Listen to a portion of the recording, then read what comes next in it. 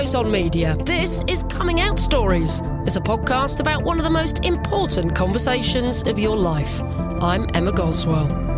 Time now to hear from Rachel. They're in their 50s, live near York, and work as a forklift driver. Rachel identifies as being partially gender fluid or a cross-dresser. They've only recently come out, though, and still haven't told their best friend of 45 years.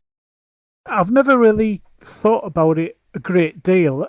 Up until me discovering last year who I am, I'd never actually come across the terms like non-binary or gender fluid. And I've never really thought about it that much. I don't know if there's such a terminology as maybe partially gender fluid.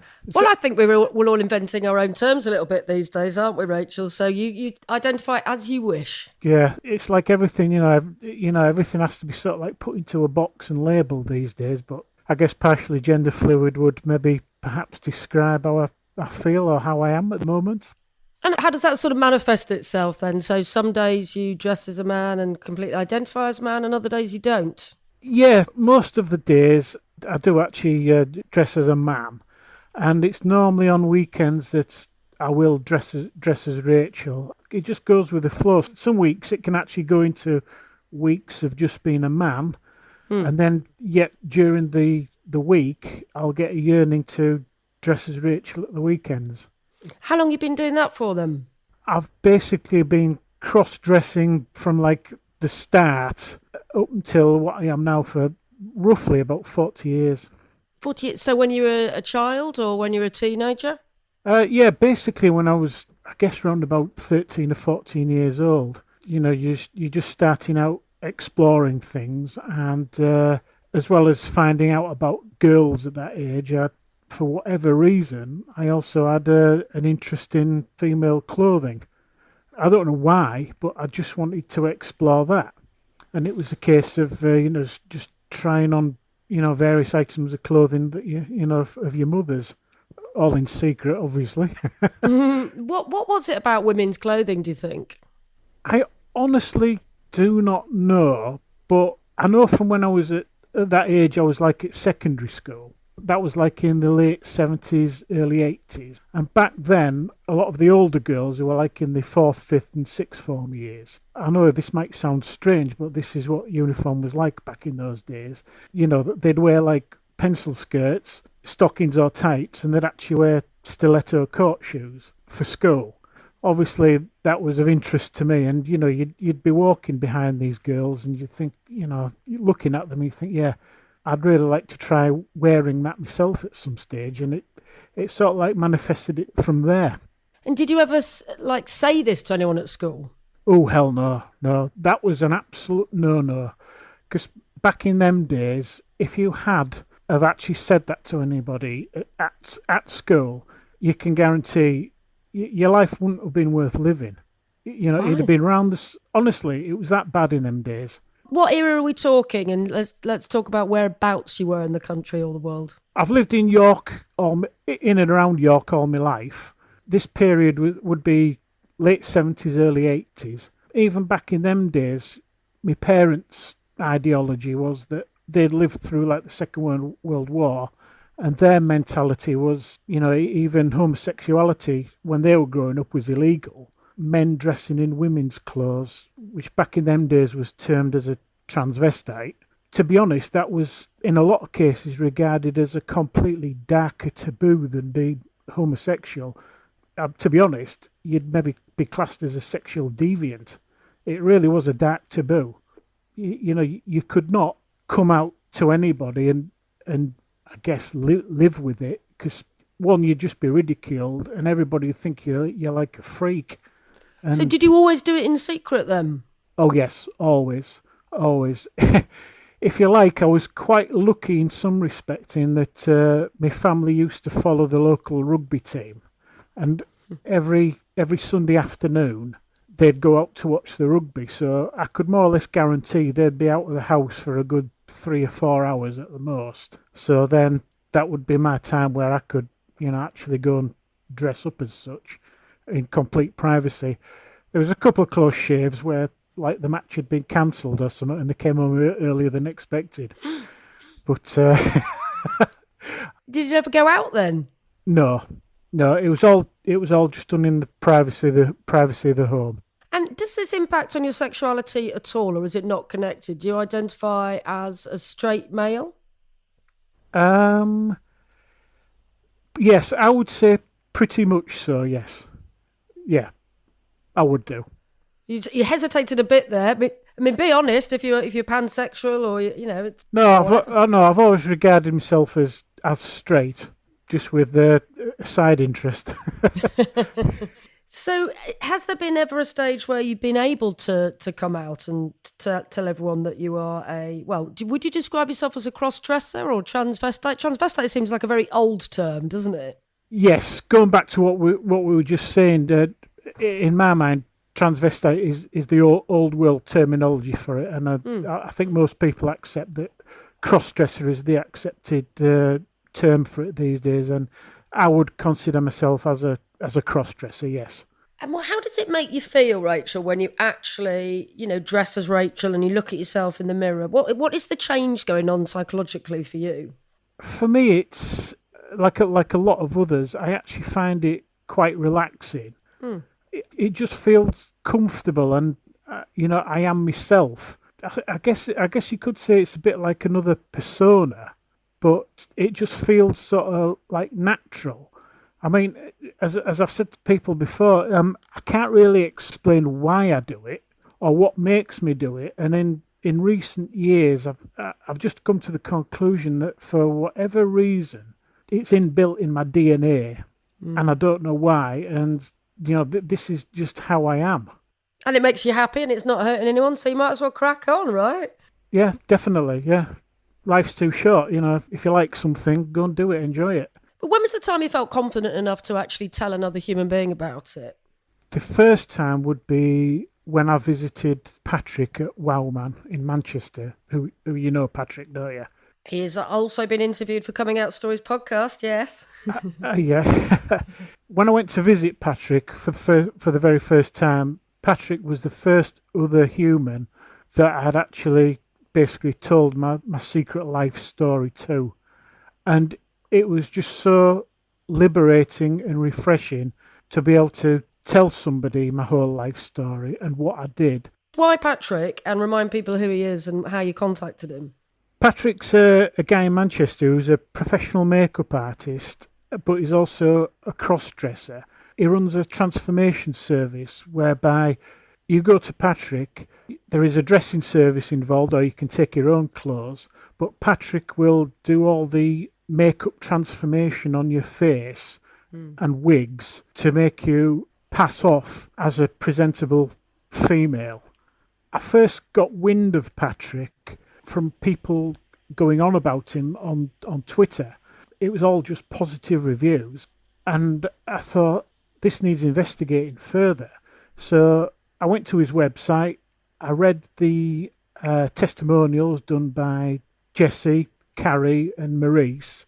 The photographs are absolutely outstanding, and I honestly thought to myself, if this is what one person can achieve and photograph, it was like this is what my whole life had been leading to. I thought about it for over a week or so, and I came to the conclusion that if I don't do this and go and visit Patrick, it's going to be one of my biggest regrets in my whole life. Because I'd always dressed, but it was like the head that was always letting me down, if you know what I mean. Yeah. So I ummed and ahed about it for a week. I made my mind up, and I thought, this is something I have to do. And I'm so glad I did it. So glad. I had a trip over to Manchester, and the results were extremely positive. And you had all photos done as well. Was it like seeing yourself almost like a new person, really? Yes, it was. The first time I saw myself in the mirror after Patrick had made me up, it was unbelievable. I mean, I'll be honest, when I went over there, I didn't honestly know how I'd turn out. Didn't really know what to expect. But, once Patrick had done it, and once I'd got changed into my military uniform, which is what I wanted to be photographed in for the first outfit, I can remember walking through And Patrick seen me for the first time, and if I remember rightly, I think he just says, "Wow, you look absolutely amazing." That's the biggest compliment you could ever get, isn't it, really? Indeed, it is. It was just so wonderful. Why military outfit, Rachel? Yeah, that's a strange one. That's just another one of my sort of like side hobbies. In that, I'd always liked and thought that certain women in military uniforms, they just look so smart and very classy. I just thought to myself, rather than do just like the normal female clothes, maybe just do something a bit different. And I'd seen that on the web, the Russian female military, when they're in the parade dress, they look so very smart. It's like in a proper suit with a pencil skirt. They actually allow them to wear high heels as well when they're on parade, funnily enough. And I just thought, that is such a fantastic look. And I could quite easily replicate that with a suit jacket and a pencil skirt and just adorn it with proper Russian military badges and a hat. And basically that's what I did. And very dapper you do look too, Rachel. Well, thank you very much. Well, Patrick was the first person that you really told face to face then. And how did that feel to share that information with another human being? Oh, it was like the biggest weight had just been lifted off my shoulders. To actually tell somebody, and the person you're telling is essentially like you and just gets you and fully understands what you've been through to get to where you are. It was life-changing, to be honest. It was wonderful. And have you told anyone since? Yes, I have. Just before Christmas, I came out to my closest female friend who I've known for 22 years. She said to me before, I'm like the brother she's never had. And she to me is like the sister I've never had. Always had a close relationship. And I ummed and ahed about whether to tell her or not. This is after I'd been to see Patrick. And I just wanted to tell her. And I knew that out of everybody that I know, she'd be the one person out of anybody who'd probably be the most receptive to me telling her about who I really am. I took some advice off some friends I've made on Twitter regarding this as well, and they gave me some very good sound advice, so much in saying that in their experience, coming out to a close female friend was generally the better outcome than coming out to a male friend. With that advice on board, I plucked up the courage, and one night before Christmas I came out to her and she was absolutely fantastic about it. No questions, no judgment. She was just happy that I'd found my identity and that I was still the same person to her, and she still loves me for it. Oh, you obviously chose your friends wisely. I'd certainly like to think so. It was just such a wonderful moment, and to be just accepted without judgment is just the best outcome you could wish for. So, have you ever come out to anyone else? Have you come out to any of your male friends, or maybe even anyone at work?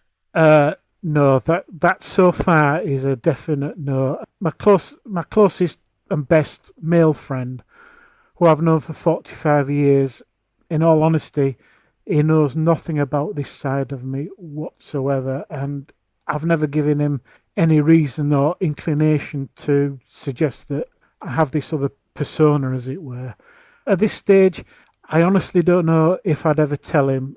It could either go two ways. Either he accepted it and says, I don't really care as long as you're happy, or I could burn my bridge and it could destroy a 45-year friendship.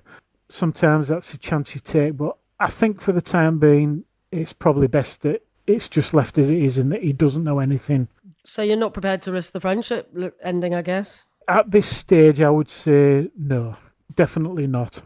And what about work? Are you close to anyone there? No, basically I can't stand anybody I work with, to be honest. No, that is the truth. Remind us what you do. I'm guessing it's quite a butch environment.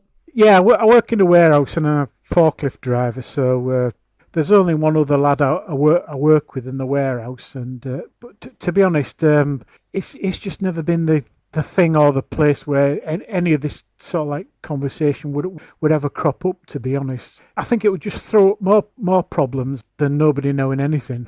there's no reason for them to know, to be honest, because essentially it's all done in private. No, that's a big no-no, I think. Yeah, fair enough. So what about partners then, Rachel? Have you had girlfriends or partners in the past? I've had girlfriends, but it's never been anything serious or of any longevity, shall we say. Yeah. So you've never come out to any of them then, no? No. Yeah, that would have been more of a tricky one, but the relationship never lasted the distance enough to actually get to that stage of actually even thinking about doing that. So. And what about family then? Are the family still around, or would you ever consider telling anyone in your family? Well, actually, my family, my mum and dad did know. They found out when I was about 24 or 25. That was weird.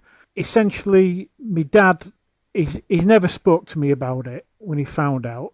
My mother did all the talking, and she just basically said to me, your father's very disappointed in you. And obviously he was from the generation that grew up during the Second World War, and my mother just basically said he's very disappointed in you, and in his eyes a man's a man and there's nothing else in between. That's just the way generations were conditioned back then. My mother was a bit more understanding, and we had a talk, and she asked me, why are you doing it, and what's going on. And even back then I couldn't really give her any answers because I didn't really know myself why I was doing it. I just did it, and you never knew why. I think in the end, I think my mother tried to understand that I was going through something, but I couldn't give her any definite answers. So I think in the end she just accepted that this is what I did. But I also think she thought that maybe, in a couple of years I'd grow out of it, find a girlfriend, get married, settle down, have kids. But that didn't happen, so. So how did they find out then? Did they come home early from the rugby once? No, well, they did a few times, but I was never caught. But that actually happened just purely by chance, in that I'd sent off for some catalogues from some mail order companies down in London, which did like clothing and, back in them days, transvestite clothing and shoes in male sizes. And whenever I sent off for these catalogues, I always put a letter in with the post. It just shows how ancient I am, postal orders. People were saying, what's one of them? So I put a note in saying, please make sure when you send it back you put my full name on. But as it turned out, I have a brother called Robert. Obviously we have the same name because my real name is Richard, and we both have the same name, begin with R. And anyway, they'd sent the catalogue back, but instead of putting my full name on, they just put my first initial and then my surname. And anyway, my younger brother, he'd come home from work earlier. He'd seen this envelope and thought, oh, this is for him. So he'd obviously opened it, had a look and thought, no, this isn't for me. This is somebody else's. He'd put it back on sideboard. So anyway, I came home from work about an hour later. Saw this on sideboard. Thought, oh, my magazines have arrived. So I picked it up, wandered upstairs, and then halfway up the stairs I realised it had already been opened, and I thought, oh God, now what do I do? So I took it up into my bedroom. I just thought, I'll just play it by ear. Went downstairs, had tea as normal. Nothing was said. So I thought to myself, oh, maybe I've got away with it. And as the evening progressed, my mum and dad never said anything. So I thought, oh, maybe my brother didn't say out to him. So I left it at that. Went to work the following day. And then when I came home the following day, my mum was doing the ironing. And when I walked in, she says, we need to talk. So my mum and dad had obviously seen the catalogue. She said to me, gather all your clothes and your magazines and just put them in bin liners and throw them in the bin. And I'll come upstairs later and we'll talk. And that's when I tried explaining to her why I did it, what was going on, which I really couldn't. Essentially, that's how my parents found out. But I have to say, even though we never actually spoke about it ever again, bless my mum and dad, they never treated me any different at all. They loved me the same, never treated me any different, even though they knew. Because I have heard some horror stories from other people that, the families can disown them, throw them out on the street. Did they make you throw your clothes out, though? Uh, yes, yeah, they did. Some of the magazines I was very crafty and I salted them away. But all of the clothing I'd bought at that stage, yeah, all went in the bin. And how was your brother about it then? My brother doesn't know. And to be honest, he's never mentioned it. I honestly don't know what he's ever thought, but he's never mentioned it or brought the subject up. So I really couldn't tell you on that one. Oh, but you're obviously in a better place now, Rachel, because you are definitely very out and proud as a cross-dresser on Twitter, aren't you? So must be a bit of a development for you. Indeed it was, yes. Basically, after I'd done the photo shoot with Patrick, I actually asked Patrick, would it be possible for you to just post a few pics on Twitter? You know, just let everybody know that I'm sort of like out there. And Patrick kindly did. And to be honest, we had a fantastic response to the pictures that Patrick posted. And then he said to me, you know, you should really open your own account and just get on board Twitter and meet other people and post your own pictures. There does seem to be a really good connectivity, a real community online, actually, for people who are gender fluid or cross-dressers, right? There is indeed. Up until me going on Twitter, I didn't really know that there was such a caring, loving community out there. But and I can say that some of the first people who commented on the photographs that Patrick posted, luckily, I can class them as really good friends now. Basically, they've been on board with me right from the start, which is fantastic. And I've made so many good friends on Twitter. And a lot of us have actually, turns out, have got a lot of the same interests, apart from obviously who and what we are. But we've got a lot of other interests outside as well, which we can all share, which is great. Have you got the confidence to go out while dressed now then? No. To be honest, it's simply because it's the whole face makeup side of it. That's the part I myself know nothing about. And, you know, I'm where I am all alone, as it were. But I had seriously considered possibly going to Sparkle this year. But obviously, with all the COVID malarkey going on, that's all got cancelled. But that won't be happening. But I was just thinking, actually, Sparkle would be perfect for you. Yeah, and to be honest, a few of the close friends on Twitter who'd been with me from the start, they had actually said to me, you know, had you actually considered going? Because we'll be going, and if you do go, we'll be able to meet up. You know, it's not like you'll be there on your own kind of thing, which I thought was really sweet. It's one of the most fantastic celebrations ever. It's the world's biggest transgender and non-binary celebration, really. It's fantastic. Yeah, that's what I'd read up about it on Twitter, and some of my friends had actually sent me some photographs of previous ones they'd been to, and I think, if anything, that would probably be the place to go out as Rachel. Unveil yourself. Yeah, as it were, yeah. So before we go then, Rachel, would you have any words of advice for other people that may identify as a cross-dresser? Be true to yourself, and if this is the way you want to go, then don't be scared of doing something about it. You know, even if it's for the first time like I did, just go to a dressing service like Patrick runs. That'll transform your life big time. And then possibly like me afterwards, that gives you such a confidence boost in seeing what can be achieved that you feel comfortable telling close friends. Well, like you said to me, Emma, you know, choosing your close friends carefully is probably one of the other best bits of advice I could give as well. The other thing I've found, Emma, as well, is that by also talking to the friends I've made on Twitter, a lot of us are all in the sort of like same age bracket, give or take 10 years. And a lot of what we went through when we were younger, it's like a parallel story of your own. You know, a lot of what we did and what we went through was so similar, and yet we're all on our own, not knowing of anybody else. Because don't forget, this is in the days before mobile phones and the internet even existed. Absolutely. So you mean similar in terms of the fact that you felt very isolated and like you were the only person doing it and doing it very secretly? Yeah, and to be honest, you know, when you started doing it, you know, you honestly thought to yourself, you know, why am I doing it? Why am I wired differently? Am I a freak? We all went through the same sort of like routines and stories, and then later on, as I did, you know, you discover the internet and you discover like Twitter and a lot of parallel paths, even though nobody knew of each other. And I think there's a lot of parallel paths to being gay there as well, actually, in terms of, really internalising it and not telling anyone, thinking that you're a freak. Do you think that there's a bigger community now for cross-dressers, whereas there probably wasn't in the past?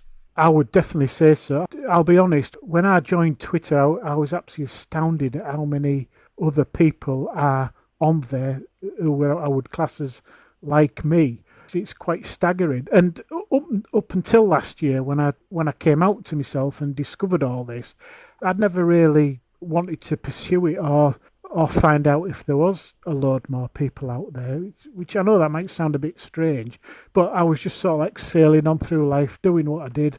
Yeah, quite happy with it, and just take it as it comes, sort of thing. But the actual amount of people like me on Twitter it's quite staggering, to be honest. And it's so nice to finally feel part of a community, I guess. Oh, definitely. I'll be honest, it's actually transformed my life. And a year ago, if you'd have said to me, "Oh, this is going to happen to you, and you're going to do this, you're going to do this," I'd have just laughed in your face. Yeah, of course I will. It really has been life defining for me. Yeah, it really has. So would you say at the age of 53, you're probably happier than you've ever been? As regards to myself and what we've been talking about now, I would say yes, definitely. It's like 40 years of essentially a lot of it could have been classed as suppression of to who I really am. It's all just been released and it's just been lifted off my shoulders. Yeah, I would say I'm probably happier now in that respect than I ever have been in my life. And the great thing is I can share it now with so many other people, and everybody you talk to, they all know where you're coming from. They get you. Yeah, it's fantastic. It really is. A massive thank you to Rachel for sharing her story, particularly as coming out is such a recent experience for her. It's a real shame that Sparkle isn't going to take place this year. It's probably the world's biggest celebration for trans, non-binary people and cross-dressers. It takes place in Manchester every July, but of course it won't be happening this year because of the pandemic. However, I have just been on their website and they do say they're planning a series of smaller events in Manchester, England later on this year. More information at sparkle.org.uk. Please do subscribe wherever you get your podcasts from, and we'd also really appreciate it if you'd find the time to leave us a rating or a review. To find out more about Coming Out Stories, ask us a question, or even offer your own story for an interview, you can follow us on Twitter at Come Out Stories or at Coming Out Stories Pod on Instagram. We'd love to hear from you. I'm Emma Goswell, and Coming Out Stories is edited by Sam Walker and is a What Goes On Media production. Next time round, you'll hear from Phil, who's a gay pilot from South Africa. He very nearly came out before he was ready, at a time when he had a boyfriend that his parents knew nothing about. So I was lying in bed and I wanted to send him a text message to say happy anniversary. And I was thinking of my mom as well, because I wanted to write goodnight to my mom. And instead of sending the happy anniversary message to my boyfriend at the time, I sent it to my mom.